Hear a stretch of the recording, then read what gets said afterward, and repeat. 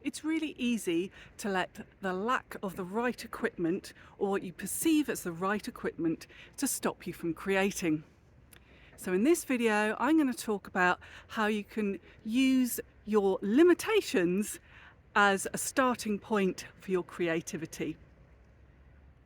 My name's Becca Lewis and I'm a fibre artist and coastal dweller based in West Wales, and you're very welcome to my local beach.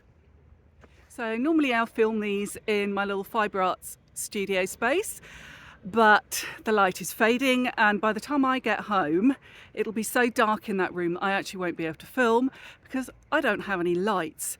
Now I've got lights in the ceiling, but that won't be good enough to film. So rather than thinking, okay, I'm just not going to do a video this week, which was quite tempting, I was like, no, I'm out and about, I'm going to share the countryside and the coastline around me to just show you that you don't need to have the perfect equipment to be creative. When I moved to West Wales, I had to give up my fibre studio, which was a fair size, but look what I gained. I get to walk on this beach every single day. So when I first learnt to spin, I was very lucky to spin in a craft shop. They had a place where you had lessons at the back, and I would each week choose a different fibre, learn how to spin it. I was learning the mechanics, and I think as beginners that's sort of what we do, and we get really focused in on, am I doing the right thing? Have I got the right fibre? It's all about getting those basics. But once you get those basics, you can start to explore things, and I think it's quite often the case that we look for others to inspire us. And I mean, Instagram didn't exist when I learnt to spin, which I'll gloss over maybe.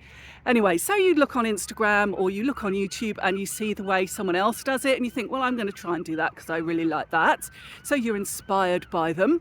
I was lucky enough that there was a production spinner who lived just down the road from us. So I actually used to go there once a week for about 3 months and learn how to prepare raw fleece, turn it into fibre.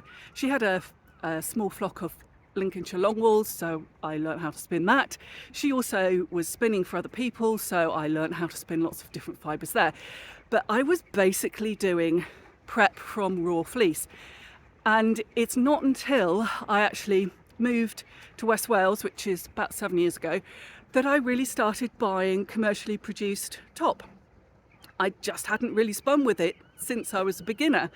And it wasn't until I suddenly had that limitation of not creating from raw fleece that I really felt my creativity kicked in.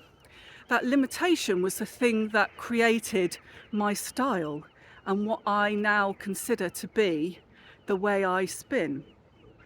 So it's really easy to think that, I have to do all the things, I have to use all the colours, I have to do everything.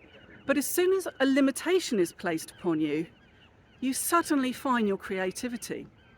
So my limitation is that I've got no lights at home, so I'm using the daylight. That's my creative answer to the limitation of not having lights for producing video. I'm also hand holding this, so it's going to be a really wobbly video.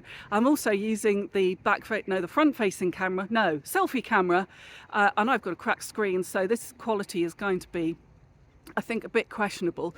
But I was really keen not to put a video out this week. I'm really enjoying this process and I'm really grateful for people who have subscribed. If you're not subscribed, it would be lovely if you could subscribe and say hi either in the comments below or over on Instagram, and I will leave the link in the description. So the other thing I wanted to do on this video was actually answer a question that a subscriber had sent in the comments, and that is, what is the difference between comb top and roving? And if you've been here at all for any time, you'll know I like really, really simple answers. So simply, comb top, all the fibres go in one direction, so all in one direction. Roving, the fibres go in multiple directions. And the other question was, can you diz off, I'm assuming either a drum card or a blending board, and create a pencil roving? Yes, absolutely. all a diz is, that sounds good, all a diz is a circle. There you go, that can be a diz, something with a hole in it. And as long as when you've put the fibres on, they're going in different directions, you're going to create a roving. So I hope that answers the question. I'm going to leave it there because the light really is going and I have to go and do exciting things like cook dinner or something, I expect. And I will see you really soon, and hopefully next week it will be a longer video and I'll be back in the studio. So until then, keep creating and have a great week.